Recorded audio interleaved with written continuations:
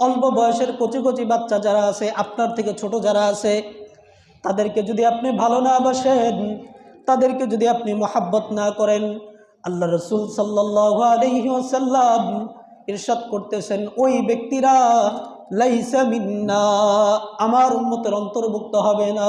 নাউজুবিল্লাহ।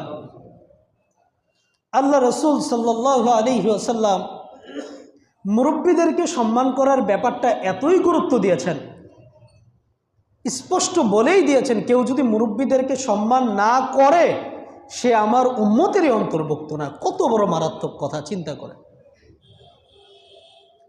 আপনার প্রত্যেকটা কাজে আপনার বড় যারা আছে, মুরব্বী যারা আছে, তাদেরকে আগায় রাখতে হবে। আপনার সামাজিক কাজে, পারিবারিক কাজে, সভা সমাবেশে তাদেরকে আগায় রাখতে হবে। আপনি যানবাহনের মধ্যে, সভা সমাবেশের মধ্যে আপনি মুরব্বীদের জন্য আপনার চেয়ারটা কি করবেন? ছেড়ে দিবেন, তাদেরকে